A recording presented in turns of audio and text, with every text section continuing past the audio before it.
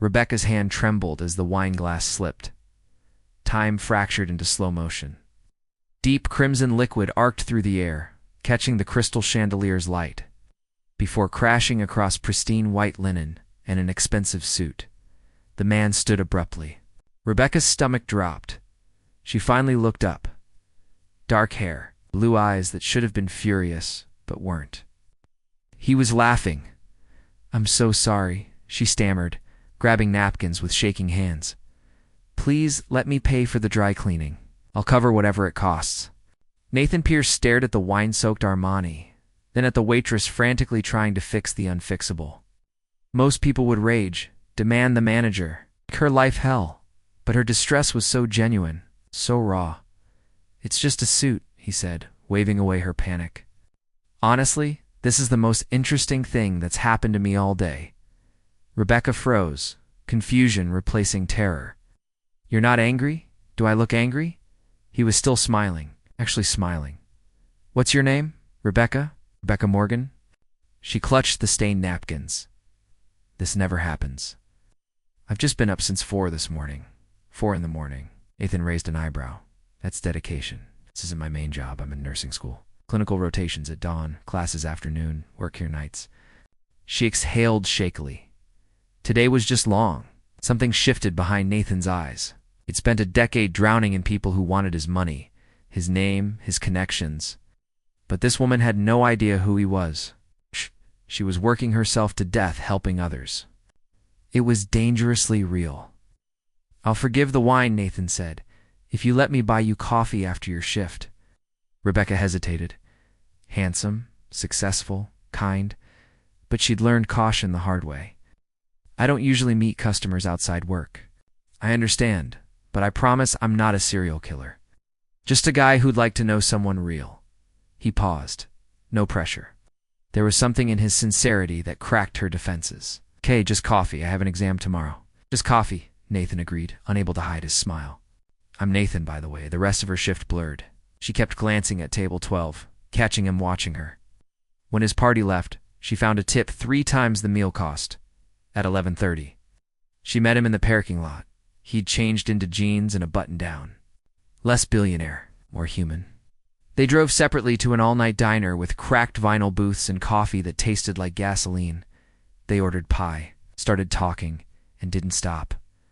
Rebecca spoke about her dream of opening a community clinic. Her factory worker father, her house cleaner mother.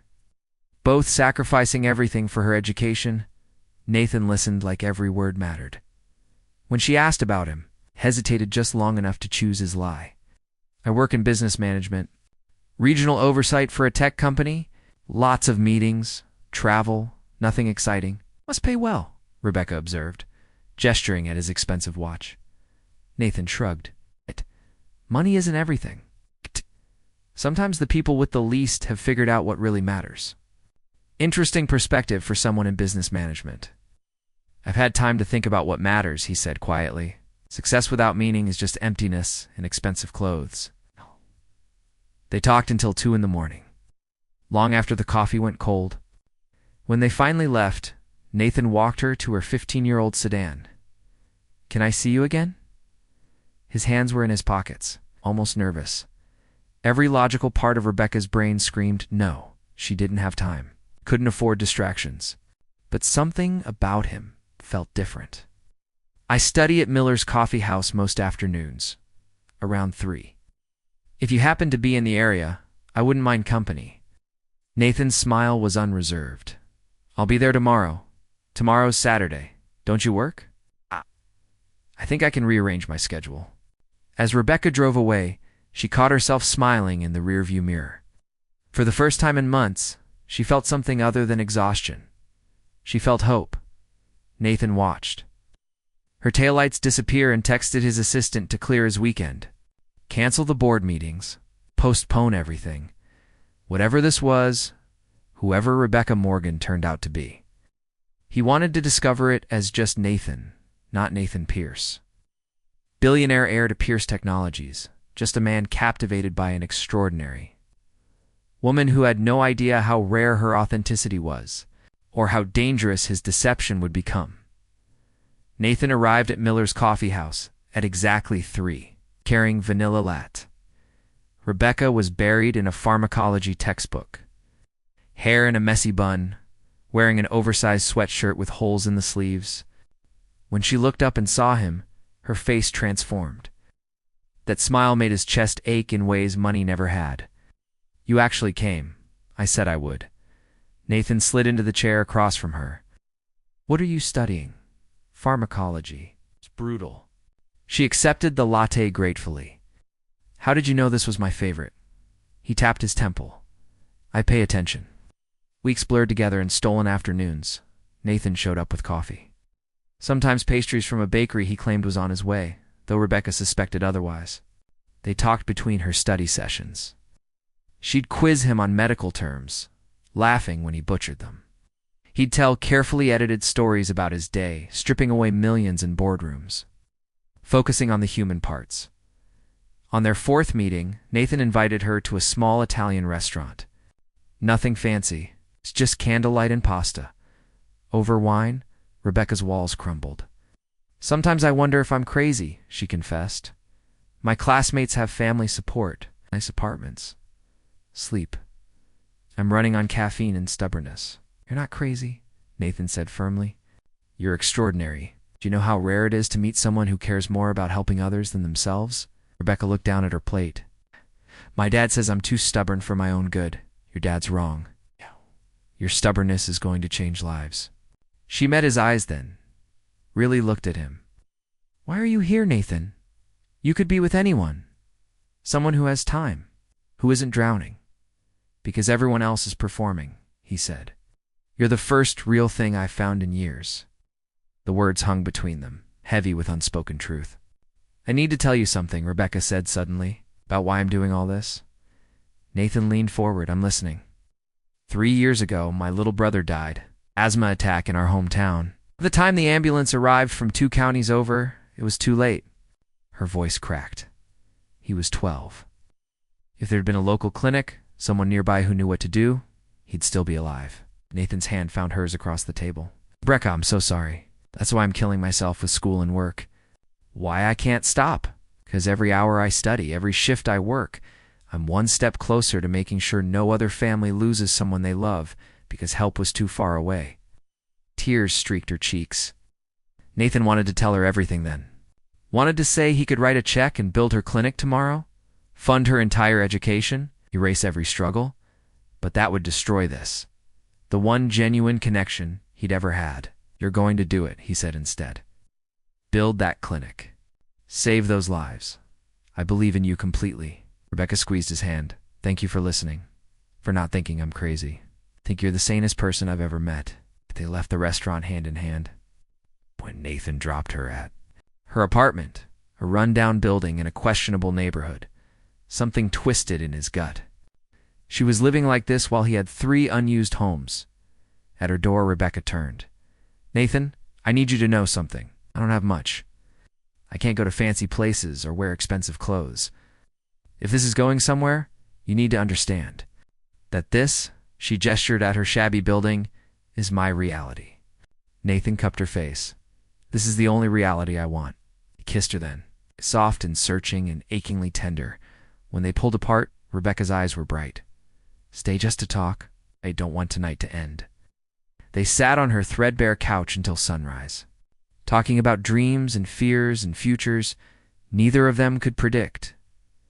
As dawn light filtered through her cracked window, Nathan held her while she dozed against his shoulder, stared at the peeling paint, the secondhand furniture, the precarious life she'd built through sheer will.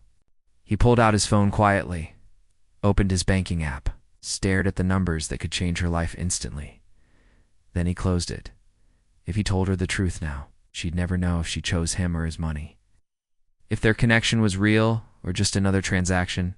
But the lie was growing, metastasizing, becoming something he couldn't control. His phone buzzed. His assistant. "Urgent board meeting Monday. Merger falling apart."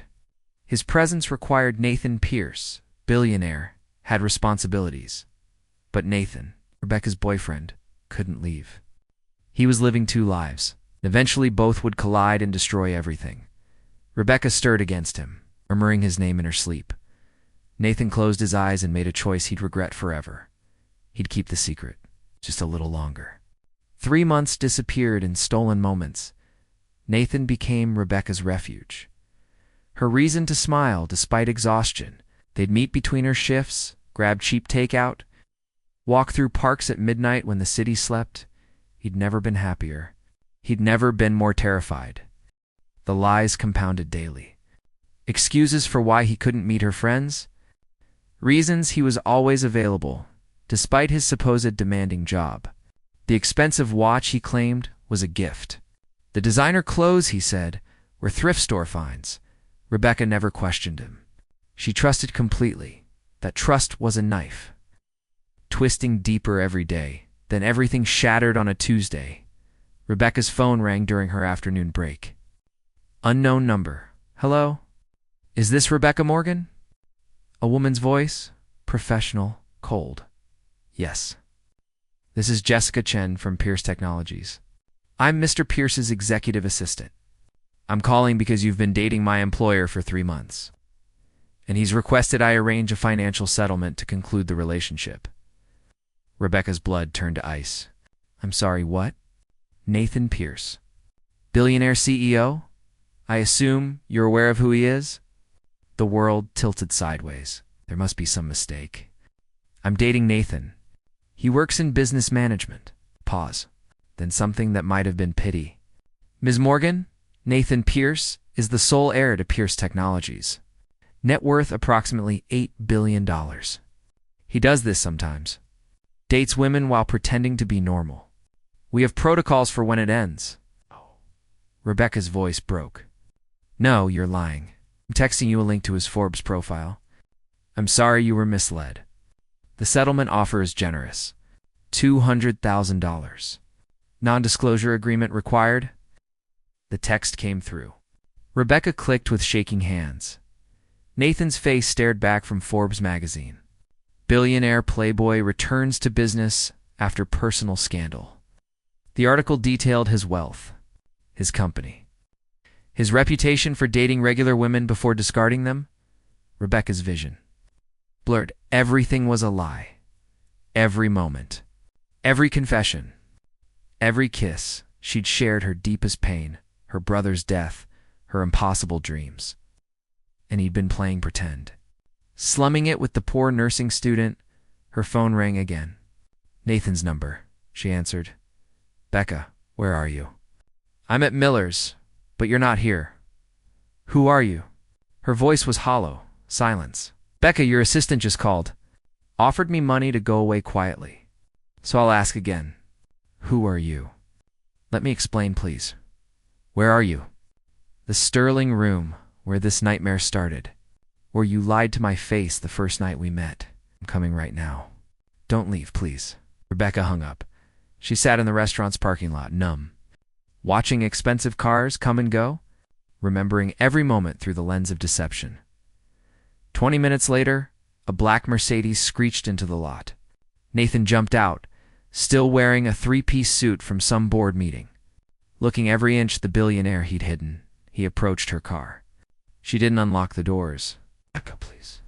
Let me explain. She rolled down the window an inch. Explain what?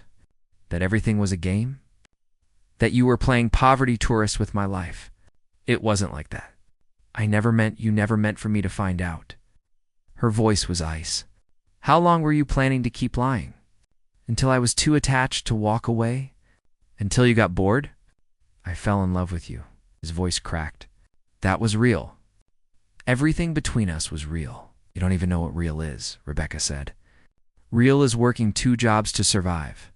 Real is choosing between rent and food. Real is watching your brother die because money determines who gets to live. You played dress up in my world while hiding in your mansion. That's not love. That's tourism. I know I lied. I know I hurt you. But what we had was built on deception. Tears finally came, hot and bitter. I told you about my brother, my pain, my dreams. I trusted you with everything, and you were pretending the entire time. Nathan's face was anguished. I wanted to tell you, every single day. But I knew you'd look at me differently. You'd see the money instead of me, so you decided for me. Rebecca's laugh was broken. You took away my choice because you were afraid? That's not love, Nathan. That's control. What can I do? How do I fix this? Rebecca looked at him for a long moment. The stranger wearing Nathan's face? You can't. Some things, once broken, don't heal. Oh. She rolled up the window, started the engine. Nathan pressed his hand against the glass. Becca, please. I love you. You love the version of yourself I let you pretend to be. She met his eyes one final time. Goodbye, Nathan Pierce. She drove away, watching him crumble in her rearview mirror. When she reached her apartment, she locked the door and slid down against it. The sobs came in waves, violent and consuming. Her phone buzzed. A text from an unknown number. The settlement offer stands. 200,000. Think about your clinic, your dreams. He can make them happen. Rebecca stared at the message. Then, at her eviction notice on the counter, her student loan statements, her impossibly small bank balance. She could take the money, build her clinic, save lives, fulfill the promise she made to her brother's memory. All she had to do was sign away the truth, pretend the past 3 months never mattered. Her finger hovered over the reply button. Outside her window, the city glittered. Somewhere out there, Nathan Pierce was probably already moving on to his next adventure, his next lie, and she was still drowning, still struggling, still alone. Rebecca closed her eyes and made a choice that would haunt them both. Rebecca deleted the text. No settlement. No blood money. She'd build her future the same way she always had, through work and will and refusing to break, even if breaking would have been easier. 2 weeks passed like walking through fog. She went to classes, did her rotations, worked her shifts at Sterling Room, smiled when required. Functioned inside, she was hollow. Nathan tried everything. Flowers delivered daily, which she gave away. Texts and calls, which she blocked. He showed up at Miller's coffee house, but she stopped going there. Started studying at the library instead. She thought she'd succeeded in erasing him. Then her apartment. Building caught fire. Rebecca was at the hospital for a rotation when she got the call. Electrical fire? 3rd floor. Her floor. Everyone evacuated safely, but the damage was catastrophic. She arrived to find her home smoking and ruined. Firefighters confirmed it. Total loss, everything gone. Clothes, books, notes, photos of her brother, the only tangible pieces of her past incinerated. Rebecca stood on the sidewalk, watching smoke curl into the evening sky, and felt the last of her strength crumble. She had $43 in her bank account, nowhere to sleep. In an exam in 2 days she couldn't possibly study for without her notes, her supervisor from the hospital approached. Rebecca, I'm so sorry. Do you have somewhere to stay? She opened her mouth to say yes. Pride demanded it, but exhaustion won. No, the supervisor made calls. Found her a spot at a women's shelter for 3 nights. After that, she'd have to figure something else out. Rebecca sat in the shelter that night, surrounded by people whose lives had also imploded, and stared at her phone. One blocked number. One person who could fix everything with a single phone call. She couldn't, but God. She was tired of fighting. The next morning, Rebecca's clinical supervisor pulled her aside at the hospital. There's been a development, Dr. Martinez said carefully. An anonymous donor has established a scholarship fund specifically for students in financial crisis. You've been selected as the first recipient. Full tuition coverage, living stipend, everything. Rebecca's stomach dropped. Who anonymous means anonymous. But someone clearly believes in you. She knew. Of course she knew. I can't accept it. Dr. Martinez blinked. Rebecca, this is life-changing money. It solves all your problems. It's not anonymous. I know exactly who it's from, and I can't take it. Why not? Because accepting it means admitting he was right, that I need saving. That love and money are the same thing. Her voice broke. And they're not. They can't be. That night, Rebecca showed up at Pierce Technologies headquarters. 53 floors of glass and steel. She looked absurd in her borrowed clothes. Clutching a coffee in the pristine lobby, she asked for Nathan Pierce. Security called up. Minutes later, Nathan appeared, looking haggard, like he hadn't slept in weeks. Becca. Relief and hope warred in his expression. Take back the scholarship. His face fell. You need help. Let me know. She stepped closer. You don't get to fix this with money. You don't get to ease your guilt by throwing cash at the problem you created. I'm not trying to ease my guilt. I'm trying to help the woman I love. You want to help me? Tell me why. Her eyes blazed. Why did you lie for 3 months? And don't say you were afraid I'd see the money. Give me the real reason. Nathan stared at her. The lobby bustled around them, but they might as well have been alone. "'Cause I'm tired," he said finally. "Tired of people wanting things from me, using me, pretending to care when all they see is a bank account." You looked at me like I mattered. Like Nathan the person was worth knowing. I was selfish and stupid, and I wanted to keep feeling like that for just a little longer. So you lied, so I lied. He ran a hand through his hair. And I hurt you. And I'd give everything I have to undo it. But I can't, so I'm trying to do the only thing I can. Make sure you achieve your dreams. My dreams aren't for sale, Nathan. I know. That's why I love you. The words hung between them, raw and true, and impossibly complicated. Rebecca closed her eyes. I'm sleeping in a shelter. My life is in ashes. And you could fix all of it instantly. Do you know how much I hate that? How much I hate needing you. I know. But I can't take your money, because the moment I do, I lose myself. I become another person you saved, another transaction, and I'd rather drown than be that. Nathan's jaw tightened. So what do we do? Rebecca met his gaze. You want to prove this was real? That I was more than a game? Yes, anything. Then walk away. Take back the scholarship. Let me finish this myself. And if it was real, if any of it mattered, you'll respect that I need to do this my way. Gaka. That's the only way I'll ever know if you loved me or just the idea of me. Silence stretched between them, heavy with everything they couldn't say. Finally, Nathan nodded. Okay, I'll cancel the scholarship. Relief and devastation crashed through Rebecca simultaneously. Thank you. She turned to leave. Made it 3 steps before Nathan's voice stopped her. I do love you. The real you?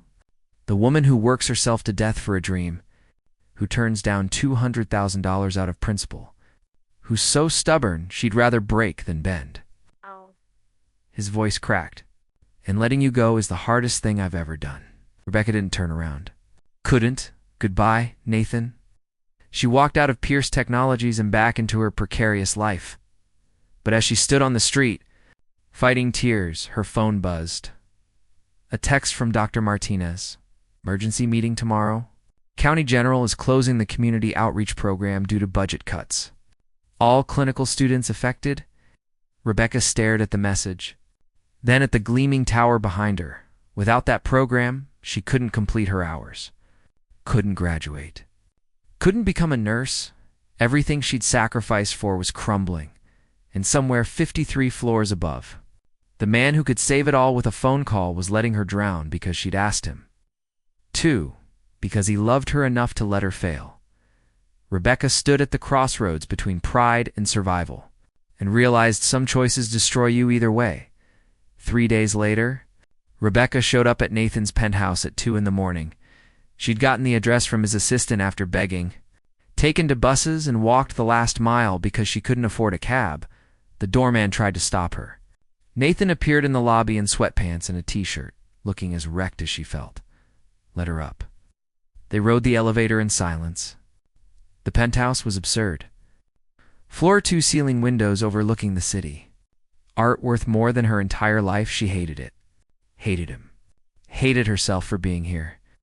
The program closed. Rebecca said without preamble, County General cut funding.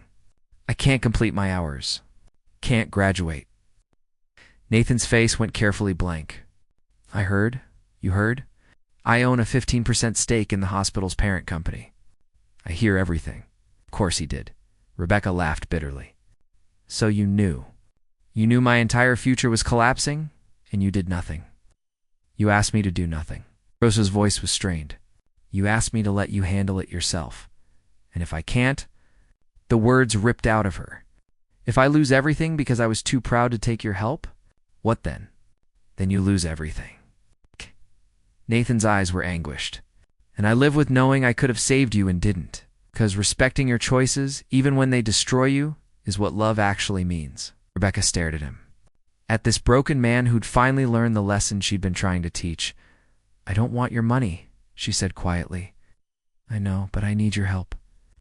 Nathan straightened. Tell me how. The hospital won't listen to a nursing student. But they'd listen to Nathan Pierce.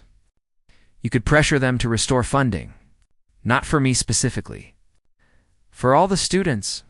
Make it about community investment, not about us. But still using my influence. Yes, Rebecca met his eyes. And I'm choosing to ask for it. Not because I need saving, but because sometimes the right thing requires swallowing pride. Nathan stepped closer. And us? There is no us, the words hurt to say. You lied? I can't forget that. Can't just move past it because you learned a lesson. I know. His voice was barely audible, but I can still help. Not to fix what I broke between us, just because it's the right thing to do. Rebecca nodded. Make the call. Save the program. And then you let me go. For real this time? Nathan pulled out his phone. Made 3 calls. Spoke in the clipped, authoritative tone of a man who moved billions with words. Within 15 minutes, he'd secured emergency funding for County General's outreach program. Just like that. A problem that had seemed insurmountable, solved. When he hung up, Rebecca felt something crack inside her chest. Thank you. You're welcome. They stood in his ridiculous penthouse. Miles of expensive nothing between them. I need to tell you something, Rebecca said finally.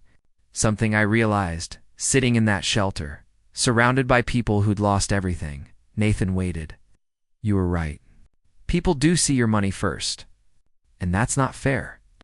You didn't choose to be born into wealth any more than I chose to be born into poverty. She swallowed hard. But you did choose to lie. And that I can't forgive. Not yet. Maybe not ever, I understand.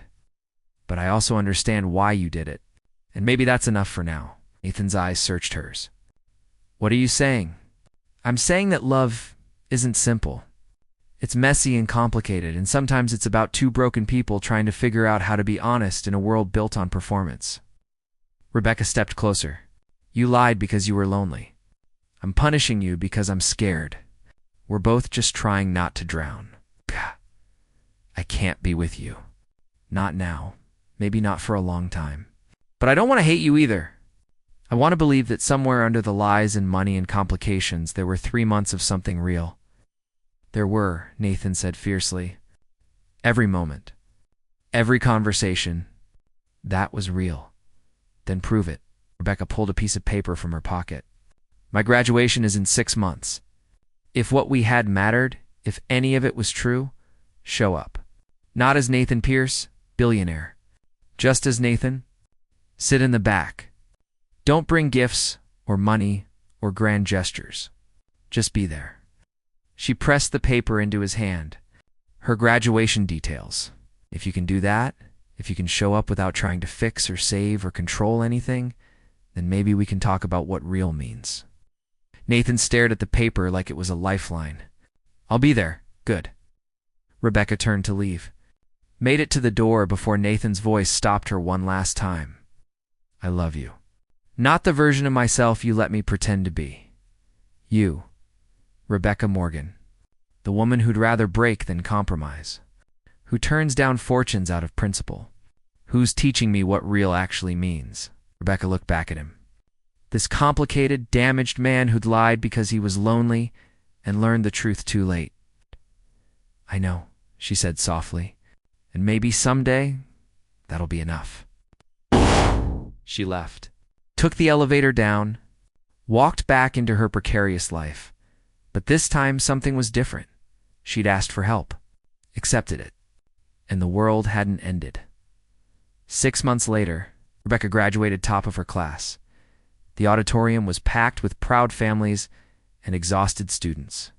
She sat in her cap and gown, scanning the crowd for her parents, who'd driven 8 hours to be there, and then she saw him.